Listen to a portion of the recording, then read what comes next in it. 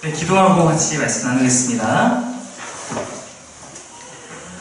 하나님, 빌립보서를 통해서 우리 교회가 더 아름다운 교회로 나아갈 수 있도록 주님, 우리와 함께 하여 주옵소서.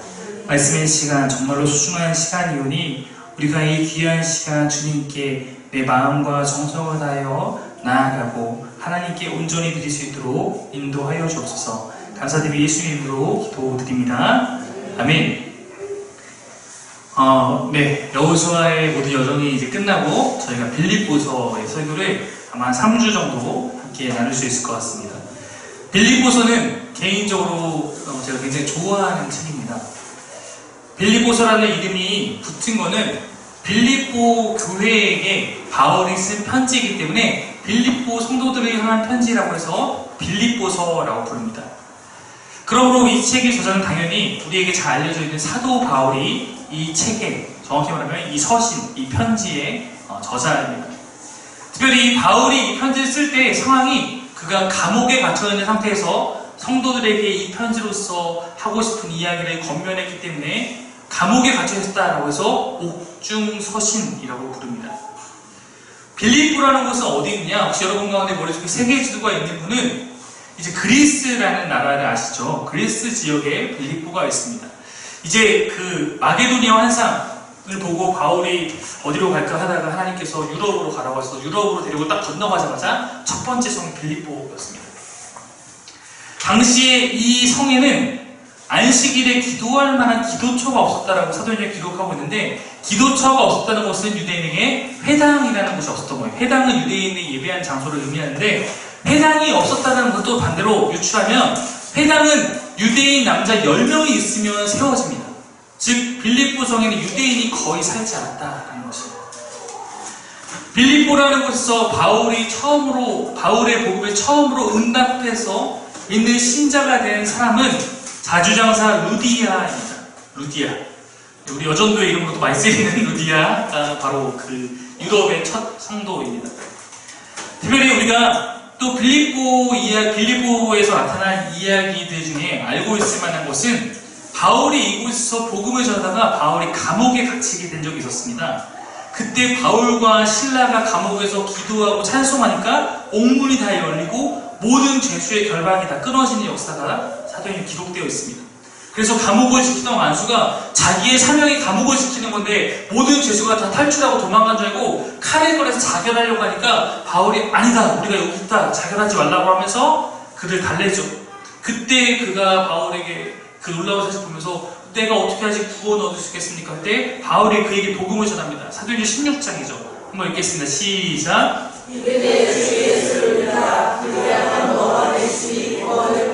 우리에게 익숙한 이 말씀이 바로 그 상황에서 그 빌립보 간수에게 바울이 전한 메시지였습니다. 주 예수입니다.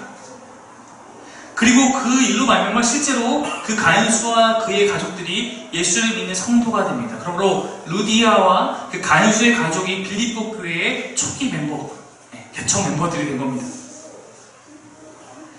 이렇게 하나님 안에서 바울과의 인연이 시작된 그 빌립보 교회는 그 이후 바울이 그곳을 떠나서 선교 여행을 계속 해나가는 동안에 든든한 후원자가 되었습니다. 왜냐하면 바울은 한 교회에서 이렇게 오래 머물 수 없었어요. 왜냐하면 바울은 여기저기 유럽에 복음을 전하 다녀야 되는 사명이 있었기 때문에 여기서 이제 교회가 좀 세워지면 잘하고 있어, 다시 여기가 또 복음 전을 또 세우고 이게 바울의 사명이었죠. 그러다 보니까 바울은 첫 번째 선교 여행을 이쪽 지역으로 했어요. 그럴 때 두 번째 선교 여행을 떠나면 특징이 있습니다. 이쪽을 한번 살짝 싹 긁고 이쪽에 가서 개척을 막 합니다. 그럼 두 번째, 3번째 가면은 여기를 다시 한번 싹 긁고 세 번째 가서 거기에 잘 집중하는 이런 이제 패턴을 갖고 있습니다. 그러니까 바울이 항상 전도여행 떠날 때는 한번 둘러서 잘하고 있는지 살펴보고 그 다음에 어떤 안 좋은 소식이나 내가 건면해야 될 상황이 들리면 편지를 써서 내가 너에게 이런 소식이 들었으니 너희가 이때 이렇게 행하라, 이런 식으로 이제 건면하는 내용들이 편지에 나타나는 것입니다.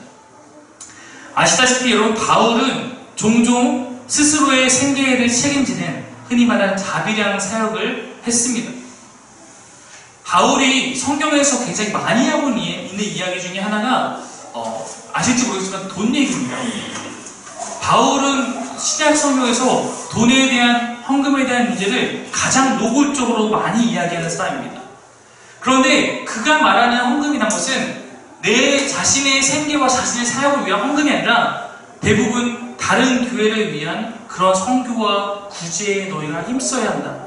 특별히 예루살렘 교회가 그들의 모든 신앙의 모교회인데 여기서부터 안디옥 교회가 나오고 안디옥 교회에서 또 파송하고 이렇게 세워졌기 때문에 이들로부터 복음의 은혜를 입었는데 후에는 예루살렘 교회가 어려운 거예요. 그러니까 바울이 이방에 개척한 교회들로 하여금 우리가 이제는 함께 힘을 모아서 재정을 모아서 헌금을 해서 예루살렘 교회와 같이 어려운 교회를 돕자. 이제 이런 것들을 굉장히 잘하고 모금해서 전달하기도 하고 이런 역할을 합니다.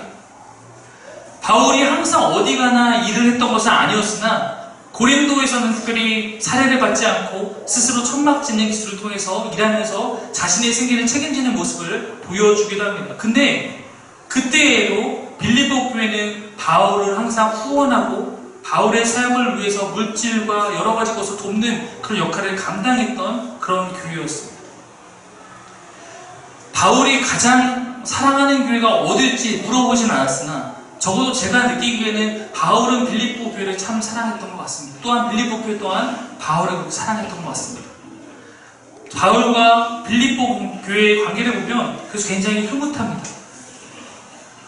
저도 돈에 우리가 얽매이지 말아야 될 것에 대해서 전파하고 또 저도 그런 삶을 살기 위해 부단히 노력하고 있습니다. 바울과 같이 필요하면 일을 하면서 목회하는 것을 기쁨으로 감당하고 있는 것을 여러분도 아실 거라고 생각합니다. 그런데 저는 그럼에도 불구하고 돈이 굉장히 특별하다는 것을 너무나 잘 알고 있습니다. 그래서 오히려 얽매이지 말자고 얘기하는 것일 수도 있습니다. 그 특별함은 무엇이냐면 돈이 어떻게 사용되는가를 보면 내 마음이 어디에 있는지가 드러나기 때문입니다. 성경에 보면 이런 말씀이 있죠. 한번 읽겠습니다. 시작. 내 몸을 있는 그곳에서 내 마음도 있느니라. 성경이 왜 돈에 대해서 많이 이야기하는가? 그만큼 이것이 우리의 마음의 방향성을 어떻게 보면 좌지우지할 수 있는 그런 힘이 있기 때문입니다. 돈은 그냥 돈이라고 보지 않고 만몬, 우상이라고 보잖아요. 그만한 능력과 그만한 힘이 그 안에 있기 때문에 그러면 우리는 더욱더 잘 알아야 되고 잘 때로는 사용해야 되고 또 때로 경계해야 되는 것이죠. 사람은 이렇습니다. 돈이 있는 곳에, 물질이 있는 곳에, 보물이 있는 곳에 우리 마음도 함께 있는 경우가 참 많습니다. 자신이 좋아하지 않는 곳에는 돈을 쓰지 않으려고 하고 자신이 좋아하는 곳에는 돈을 쓰기를 즐겨합니다. 특별히 이거는 성경 이야기뿐만 아니라 연애학대로도 가면 연애학에 이제 이런 얘기 있죠. 남자는 좋아하지 않는 사람에게 돈과 시간을 쓰지 않는다. 이런 얘기했거든요. 현우가 지금 극히 공감하고 있어요. 자신이 좋아하고 추구하는 것에는 없어서 못 쓰는 것이지 있으면 그것을 사용하는 것이 인간의 본성이라는 거예요. 그런 의미에서 우리가 그런 돈을 내가 누군가와 나눈다는 것은 굉장히 의미가 있는 거예요. 이거는 내가 그를 향한 마음이 없으면 할 수 없는 것이기 때문입니다. 즉 그곳에 내가 무엇을 추구하고 나의 가치와 마음이 어디 있는지를 실현하고 있는 그런 중요한 잣대가 된다는 거예요. 바울은 자신을 위해서는 손 벌리지 않아요. 바울은 자신을 위해서 정 안 되면 내가 일하면서 목회할게 이런 마음을 갖고 있어요. 그러나 어려움에 처하는 교회를 보고는 너희가 이 교회 마땅히 도와야 된다. 이것에는 적극적으로 정말 너 헌금해야 돼. 이렇게 하면서 하는 내용이 나와요. 그래서 많은 교회가 그 일에 동참했고 아마도 예루살렘 교회는 그들의 그런 헌금을 받으면서 이방에 있는 교회들이 남이 아니라 우리와 같은 한 그리스도 공동체구나 것을 아마 깊이 느끼게 되었을 것입니다. 이것은 멀리 다른 교회가 아니라 저희 사김의 교회가 경험한 일이기도 합니다. 우리도 교회가 개척되고 나서 정말로 많은 곳에서부터 그리스도의 형제자매들로부터 물질적인 도움을 받고 그 안에서 그냥 물질만 받는 것이 아니라 그를 통한 사랑과 위로를 얻으면서 지금까지 자라왔습니다. 돈을 나누는 것은 이렇듯 마음을 나누는 것이고 돈이 사용되는 곳에는 나의 마음도 함께 그곳에 사용되는 경우가 참 많습니다. 그래서 저는 에스라에서 공부할 때 저희 교수님이 늘 했던 얘기를 기억하고 있어요. 여러분의 가계 지출부가 내 지갑이 사용되는 상황이 내 신앙의 가치관이 드러나는 것이다. 지갑의 주인이 하나님이 아니고서는 너 삶의 주인이 하나님일 수 없다. 여러분의 신앙적 가치관과 삶에 이것이 어떻게 적용되는지 가장 중요하게 내가 확인할 수 있고 보여지는 잣대가 아닐지 모르겠습니다. 제가 보기에 이 바울이라는 묵직한 사람이죠. 네. 제가 봤을 때 바울은 굉장히 고집이 있고 부러질지언정 절대 쉬지 않는, 네. 자신이 믿는 신념을 굽히지 않는 그런 사람이에요. 바울은 자신이 옳다고 생각하는 것을 가만히 담아두고 있는 사람이 아니라 표출하는 사람입니다. 원래 성경에 보면 바울과 바나바 중에 누가 담임 목회자냐면 바나바가 담임 목회자, 안디옥 교회 담임 목회자인데 바울이 찾아와서 내가 이곳을 목회하니까 너 나와 와서 좀 도와라 하고서 바울이 부교육자처럼 갑니다. 근데 바울이 사역하다 보면 좀 위아래가 좀 없어요. 네, 바울은 좀 그런 게 없습니다. 자신보다 후에 나중에 거의 그 초기 기독교에서 총회장급이라고 불러주는 베드로가 약간 복음에 반하는 행동하니까 바로 일어나서 그것을 따지는 사람, 이런 사람이 바울이었습니다. 아마도 현대에 바울이 있었으면 어디 가서 부교육자는 못할 것 같아요, 제가 봤을 때. 그런 사람입니다. 그러니까 하나님께 그를 개척하는 자로 쓰셨던 것 같습니다. 그렇게 저도 바울 선생님 만나보지 못했지만 그렇게 섬세하고 따스한 사람은 아니었을지도 모릅니다. 적어도 제가 성경을 통해 느끼는 바울의 인상은 그렇습니다. 결국 바나바와 그런 문제로 다툼이 일어나기도 하죠. 그런데 그런 바울인데 빌립보서에 보낸 이 편지에서 느껴지는 바울의 마음은 매우 다르다는 거예요.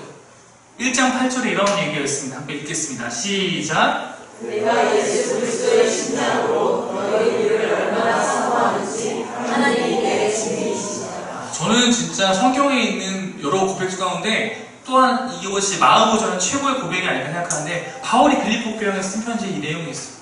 내가 예수의 신장으로 너희 우리를 얼마나 사모하는지 하나님께서 내 증인이다.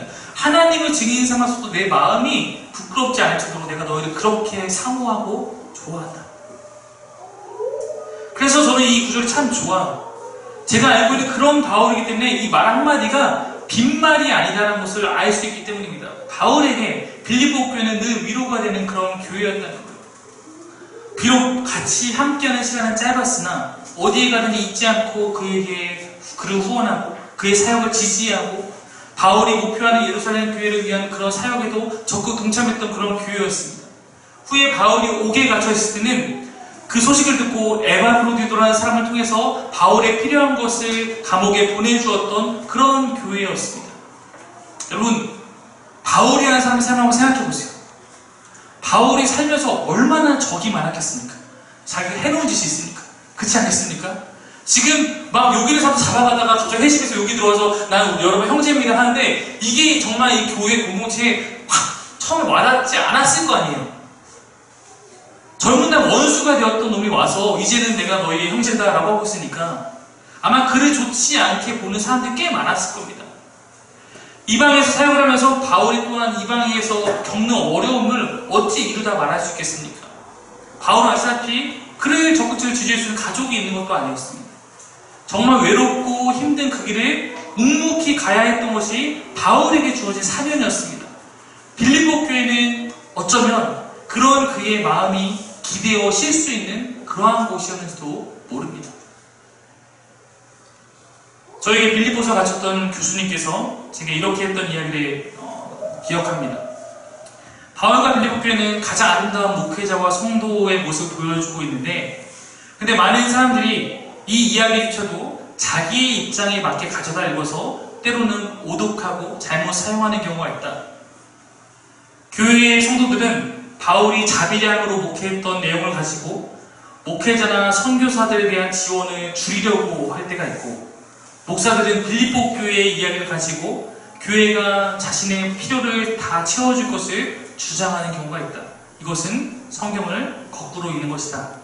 성경은 남에게 적용하려고 읽는 것이 아니라 자신의 올바른 변화를 위해서 적용하는 것이다 했던 이야기를 기억합니다. 그런 의미에서 목회자인 제게 바울이 보여준 사명의 길은 모델이 될 수 있는 것이고 이곳에 앉은 성도 여러분에게 빌립보 교회의 아름다운 사랑과 헌신은 여러분의 모델이 될 수 있는 것입니다. 그것에 대해서 서로가 서로에게 감사하는 마음이 있어야 함께 아름답게 기억될 수 있는 것입니다. 바울은 빌립보 교회를 기억하며 이렇게 말하죠. 3절, 4절, 5절입니다. 함께 읽을까요? 시작! 내가 너희를 생각할 때마다 나의 하나님께 감사하며 간구할 때마다 너희 무리를 위하여 기쁨으로 항상 간구함은 너희가 첫날부터 이제까지 복음을 위한 일에 참여하고 있기 때문이다. 빌립보서 처음에 바울은 내가 너희를 생각할 때마다 하나님께 감사한다. 내가 너희를 위해서 항상 기쁨으로 간구한다.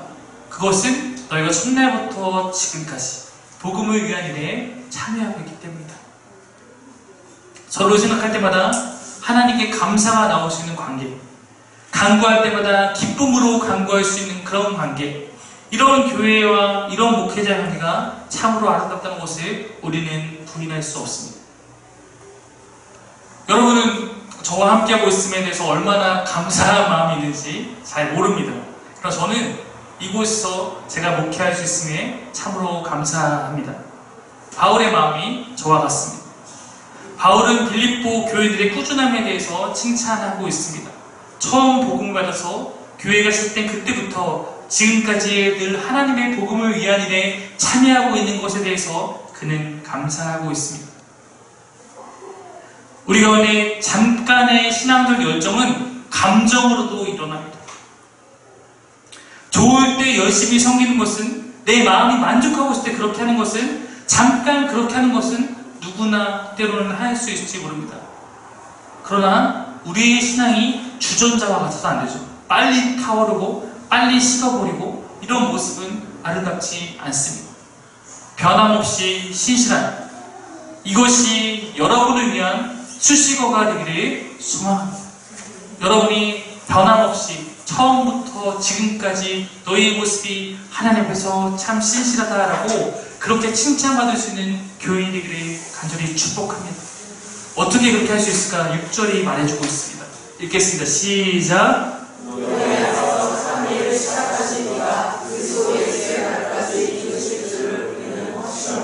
우리의 열정과 우리의 마음으로는 다 지치다. 우리는 그러잖아요. 우리는 변화할 수 없는 존재예요. 하나님은 그걸 아시죠. 그래서 오늘 이 말씀에서 말하는 것은 이것을 이렇게 끌고 온 주체는 너희가 아니다. 너희 안에 착한 일을 시작하신 그분. 우리 안에 우리로 하여금 착한 일을 시작하신 분이 있습니다. 혹시 오늘도 오늘 좀 몸이 좀 찌뿌둥한데 예배를 좀 안 가지 말까? 좀 쉴까? 이럴 때 우리 안에 하나님께서 말씀할 수 있죠. 아니야. 난 네가 나와 함께 예배하기 원한다. 이런 것에 여러분 반응해서 또 오른 경우도 있습니다. 내가 그냥 지나가야 될 상황에서 하나님께 나를 깨닫게 함으로 나로 하여금 착한 선행을 일으키게 하는 경우도 있습니다. 우리 안에 그런 분이 계십니다. 내 안에 계신 성령님, 그분이 내 마음을 움직이셔서 우리가 예수를 믿고 하나님의 일에 동참할 수 있도록 날마다 우리가 안에 권면하고 있습니다. 그분이 늘 나의 잘못된 소욕과 싸우시는데 내 안에서 그분이 늘 나를 이기면 우리는 가능합니다. 우리는 여기 살 수 있어요. 그리스도 예수의 날은 그가 다시 오시는 그날이죠. 그때까지 성령 하나님의 뜻을 따라 살아가는 우리가 되어야 합니다. 저도 여러분의 마음 가운데 늘 성령님이 이기기를 바랍니다. 11절에도 이렇게 말하죠. 1장 11절 읽겠습니다. 시작. 예수 그리스도로 말미암아 우리의 열매가 돋아요. 하나님의 영광과 찬송이 되기를 원하노라. 예수 그리스도로 말미암아 우리에게 의의 열매가 가득해야 합니다. 의의 열매, 하나님이 원하시는 그런 삶의 열매들, 열매 맺는 삶, 그것이 곧 하나님께 영광과 찬송을 올려드리는 삶이라고 바울은 말하고 있는 것입니다. 바울이 빌립보 교회를 축복하며 전하는 이 말처럼 우리 교회 또한, 이곳에 모이는 저와 여러분 또한 우리 가운데 하나님께서 주시는 그런 마음대로 살아서 우리 가운데 의의 열매가 가득하여서 하나님께 영광과 찬송을 올려드려야 될 것입니다. 근데 여러분, 이렇게만 보면 빌립보 교회는 아무 문제도 없고 평탄해서 이렇게 산 것 같다고 오해할 수 있어요. 빌립보 교회가 아무 문제가 없어서 이렇게 좋은 모습으로 나아갔던 것이 아닙니다. 그런 교회는 없어요. 성경에 아무 문제가 없는 교회는 없습니다. 언제나 모든 교회는 안팎의 문제의 측면에 있어요. 우리가 계속 빌립보서 통해서 나누면서 말하겠지만 이 교회 안에도 안팎에서 문제가 있었습니다. 먼저 오늘 1장에는 교회 밖의 문제들을 나타내고 있습니다. 일단 여러분, 이들에게 지금 직면한 가장 큰 문제 중에 하나는 뭐겠습니까? 자신들의 목회자가 감옥에 갇혀있어요. 여러분, 이것만큼 교회 성도들이 불안한 상황이 어디 있겠습니까? 감옥에 갇힌 이유도 횡령이나 도박 이런 게 아니라 복음을 전하다가 그 이후로 감옥에 갇혀 있어요. 아니 여러분, 제가 지금 복음을 전하다가 감옥에 갇혔다고 생각해 보십시오. 여러분 마음 또한 얼마나 때로는 위태롭겠습니까? 우리도 전하다가 갇혀가는 거 아니야? 우리도 감옥 가는 거 아니야? 우리 교회 와야 되는 거 아니야? 즉 교회를 향한 박해가 있는 그런 상황이었다는 거예요. 이 빌립보라는 도시는 로마에 대한 충성심이 굉장히 강한 곳이었습니다. 왜냐면 이 로마가 이 땅을 정복한 다음에 빌립보라는 지역을 택해서 이 도시에 퇴역한 로마의 장교들을 이주시켜 살게 했어요. 그러니까 지카야 도시 같은 곳이었는데 이곳에는 로마의 군인 출신, 장교 출신의 사람들이 모여 살다 보니까 당연히 로마에 대한 충성심이 굉장히 강한 그런 분위기의 도시였습니다. 그 안에 기독교의 복음이 들어왔을 때 그리스도인의 신앙과 그 로마에 대한 충성심은 충돌할 수밖에 없는 것이었어요. 왜냐면 로마에 대한 충성이라는 것은 단순히 나는 그냥 우리 애국이 아니라 로마의 황제에 대한 신적 숭배예요. 로마는 그런 것을 추구했죠. 제가 전에 설명드린 바 있는데 우리가 자주 사용하는 복음, 유앙겔리온 이 단어는 원래는 기독교의 것이 아니었습니다. 원래 이거는 로마에서 사용되는 고유한 단어인데 특별히 이 단어는 황제에게만 쓸 수 있는 단어였어요. 황제에게도 이 복음이라는 단어는 딱 세 가지 경우에만 사용할 수 있었는데 첫 번째는 황제의 집안에 황제가 될 아이가 태어났을 때 그때 복음이다. 복음이 뭐예요? 좋은 소식이잖아요. 굿뉴스. 복음이다. 황제가 태어나셨다. 두 번째는 황제가 즉위할 때 복음이다. 황제가 즉위하신다. 세 번째는 황제의 군대가 전쟁에 승리하고 들어올 때 복음이다. 황제가 승리하셨다. 이 경우에 왜 사용하면은 그거는 반역죄로 해서 처단을 받았습니다. 근데 기독교인들은 보면서 이 좋은 단어, 우리의 가장 좋은 이 소식을 나타내는 이 단어는 황제에게 쓸 수 있는 단어가 아니다. 이거는 우리 하나님만 써야 되는 단어야. 우리에게 다른 게 복음이 아니라 바로 예수님께서 우리 위해서 이 땅에 오신 것, 그것이 우리의 복음이다라고 초대교회 성도들은 고백하게 된 거예요. 그러니까 당연히 로마에서는 불을 켜고 기독교를 잡으려고 하죠. 그런데 기독교는 그럼에도 계속 고백하면서 죽을 때도 고백합니다. 다른 것이 아니라 예수가 복음이다. 주님이라는 단어가 큐리오스인데 주님이라는 단어 또한 황제를 위한 단어로 사용되는데 황제가 주님이 아니라 예수가 우리의 주님이라는 것이 우리의 신앙 고백이 아니겠습니까? 그러므로 기독교는 로마사로부터 박해를 받는 요소가 다분한 종교였습니다. 여러분 어쩌면 지금 우리가 살아가는 사회는 로마처럼 박해받진 않지만 기독교인이라는 것이 환영받지 못하는 사회를 살아가는 것은 점차 더욱더 그러할 것 같습니다. 아시겠지만 기독교는 이제 기독교 밖에 있는 사람한테는 기독교가 아니죠. 개독교죠. 우리의 신앙은 어디서나 칭찬받는 게 아니라 존중받지 못할 것, 남들의 놀림거리 이런 경우로 사용되는 경우가 참 많이 있습니다. 그러나 밖이 그렇다고 해서 그러한 환경이 우리를 막아설 수 없는 것입니다. 그들의 지도자가 옥에 갇혔습니다. 그러나 이 또한 옥중의 바울도 옥 밖에 있는 교회들도 흔들림 없이 이겨나가야 하는 과정이라는 거예요.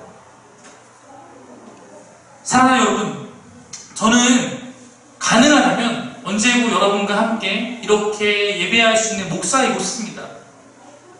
그러나 혹시 어떤 일은 제가 여러분과 함께 예배하지 못하는 그때에도 여러분의 예배가 멈춰서도 흔들려서도 이곳에 어느 누구든 목사이든 성도든 사람 하나가 살았다고 우리의 예배가 멈춰진다면 그것은 우리는 굉장히 잘못된 교회의 예배라는 거예요. 왜냐하면 우리에게는 주님이 함께 하시는 교회이기 때문입니다. 목사가 있어서 교회가 아니라 주님이 계셔서 우리 교회잖아요. 주님이 우리와 함께 하시면 무엇이 우리를 막을 수 있겠습니까? 저 또한 그러해야겠죠. 저는 사람을 너무 좋아하고 또 정도 잘 줍니다만 사람에게 마음을 뺏겨서 하나님을 놓치는 목사가 되고 싶지는 않습니다. 여러분도 그러해야 합니다. 우리가 서로를 뜨겁게 사랑하되 주님 안에서 가장 귀한 것을 내 마음에 두고 그리고 사랑해야 합니다. 바울은 오늘 편지를 성도들을 위로합니다. 이렇게 위로해요. 내가 옥중에 있다 걱정하지 마라. 오히려 바울의 자신이 감옥에 갇힌 것이 복음의 진전이라고 고백하고 있습니다. 왜냐? 내가 이곳에 감옥에 갇혔기 때문에 불신자들이 이 감옥의 시위대와 그 밖에 여러 사람을 만나서 그들에게 복음을 전할 수 있는 기회가 열렸기 때문에 오히려 이것이 복음의 진정이 아니겠는가 그는 고백하고 있어요. 여러분, 이것이 믿음의 눈이 아니겠습니까? 누군가는 감옥에 갇히면 안 좋다라고 하는 상황 가운데 바울은 감옥에 갇혔더니 이런 게 좋더라. 누군가는 옥에 갇히면 절망한다만 바울은 그 안에서 하나님의 일하심과 계획을 바라보고 있어요. 또한 그는 고백합니다. 내가 옥에 갇혔더니 나의 동료 신자들이 더 자극을 받아서 더욱 열심히 복음을 전한다는 소식이 들리는데 그 또한 감사하다. 그는 고백합니다. 그리고 터툴리아는 이런 고백을 했습니다. 순교자의 피는 교회의 초석이다. 순교자의 피는 정말 안타까운 사건이지만 그것이 교회가 세워진 초석이 되는 것을 우리 수많은 기독교 전파의 역사를 통해서 고백하게 됩니다. 그러니 너무 쉽게 절망하지 말자.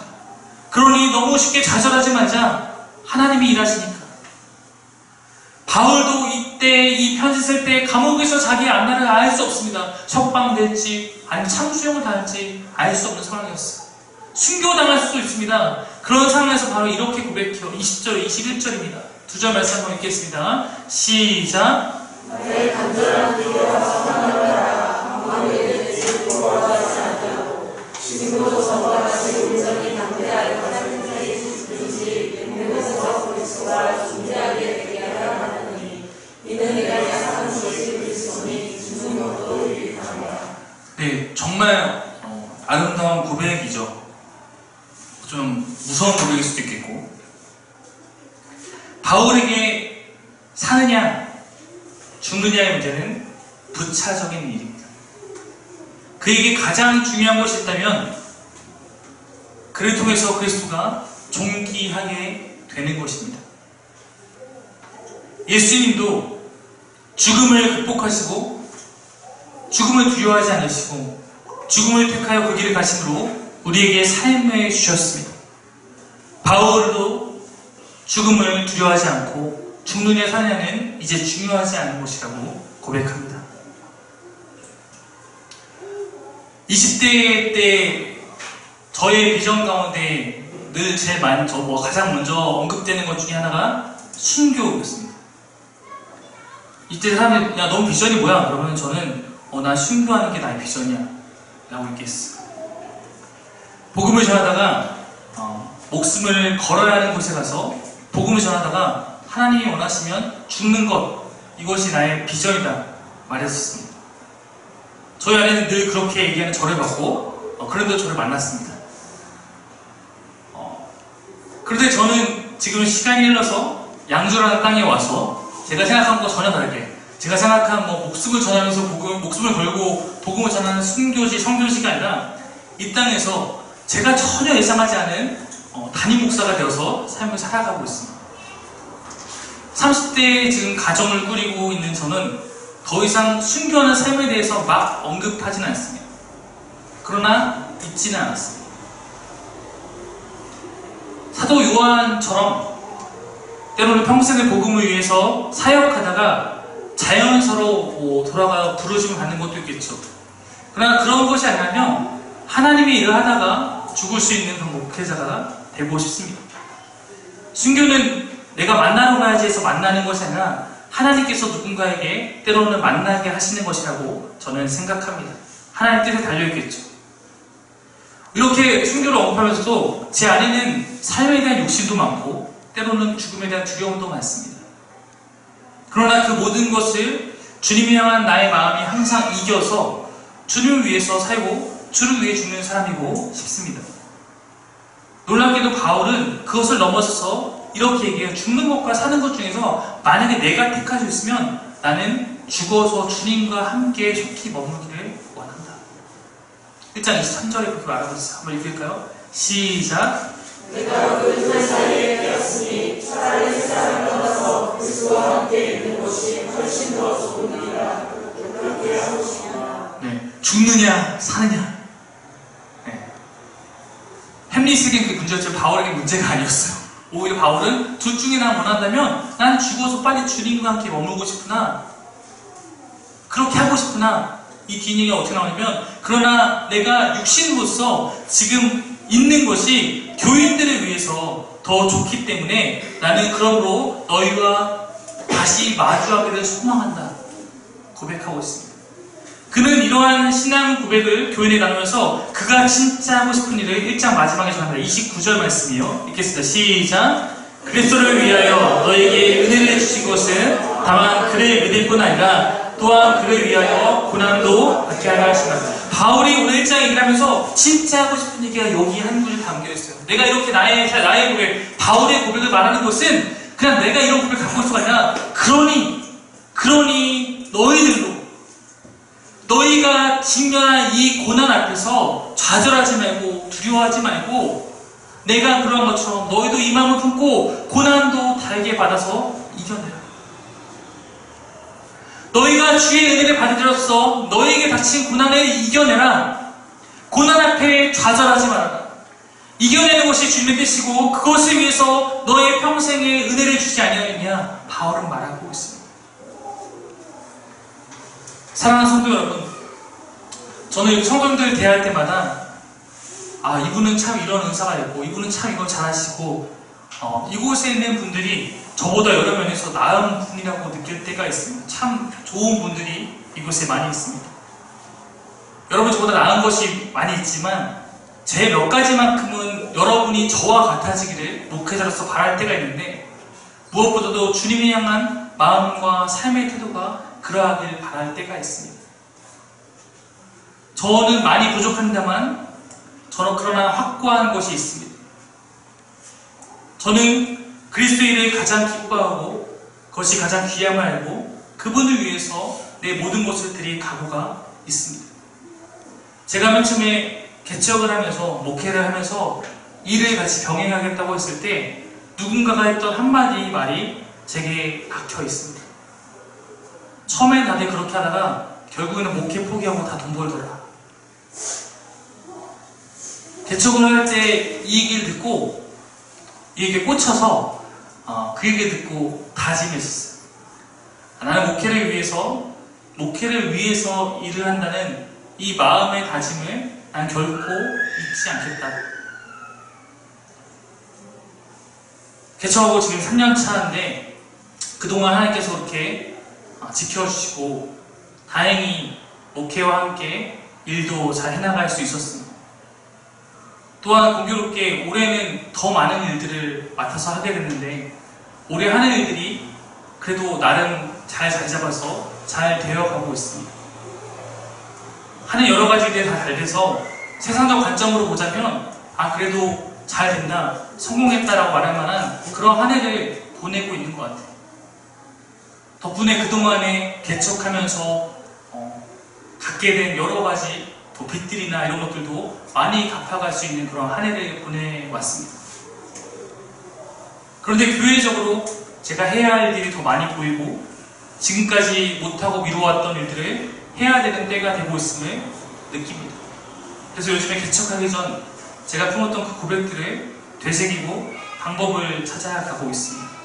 왜냐하면 저는 저의 부르심이 목회라고 확신하고 나에게 가장 중요한 것이 하나님 원하시는 일을 하는 것이라고 생각하기 때문입니다. 바울은 사느냐 죽느냐의 문제까지도 주님을 위한 마음 앞에서 중요하지 않다고 말하고 있습니다. 저도 거기까지 나아가고 싶습니다. 주님이 원하시는 죽음이라면 순종할 수 있고 그런 마음으로 주님이 허락하신 하루하루를 소중하게 살아가는 사람이고 싶습니다. 저는 감히 사랑하는 삶의 성도 여러분이 이 마음이 있어만큼은 저와 같은 자가 되기를 기도합니다. 우리가 이곳에 모이는 사람이 각자 살아가는 모습이 다르고 위치가 다르고 환경이 다를 수 있으나 우리가 함께 그 마음을 품고 이 세상을 정말 하나님 보시기에 멋지게 살아가기를 원합니다. 우리가 그렇게 세상과 다른 방법을 추구하며 살아서 그런 방법으로 가나안과 같은 이 세상을 정복해 나가기를 소망합니다.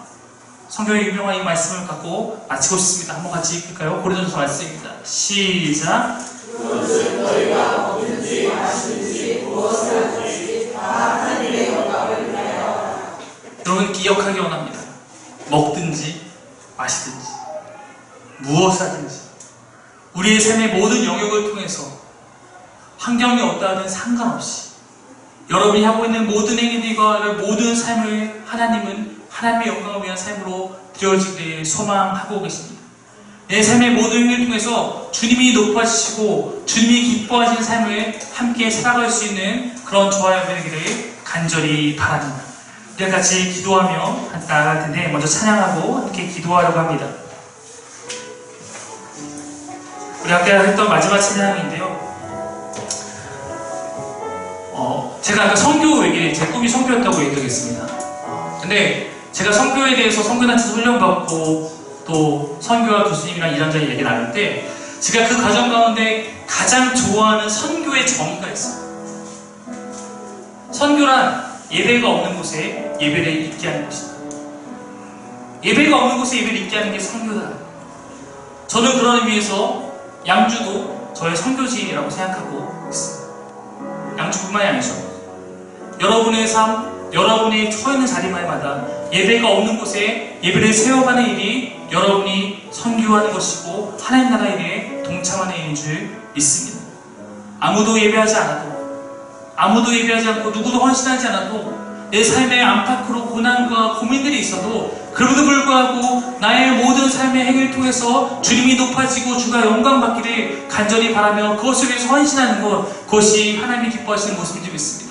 그 말씀에 순종함으로 우리 함께 같이 나아가길 소망합니다. 함께 우리 찬양하며 같이 나아가겠습니다.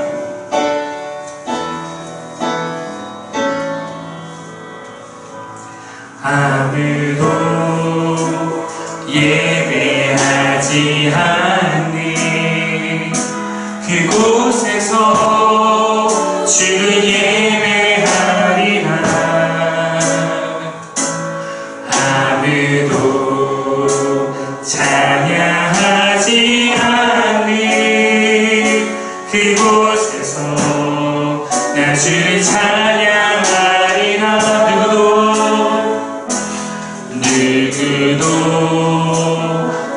헌신하지 않는 그곳에서 주께 헌신하리라. 누구도 신고하지 않는, 누구도 신고하지 않는 그곳에서 나 주를 신고하리라.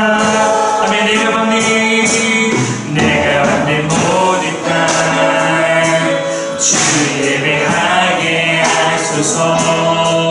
주의 보혈로 덮어지게 하소서. 내가 선이고 주의 거룩한 곳 되게 하소서. 주의 향기로 물든 내가 받는 모든 땅, 내가 받는 모든 땅 주 예배하게 하소서. 주의 보혈로 덮어지게 하소서. 내가 선이고 주의 거룩한 곳 되게 하소서. 주의 향기 우리 한번 표현하겠습니다. 아멘. 내가 받는 모든 땅, 내가 받는 모든 땅 주 예배하게 하소서.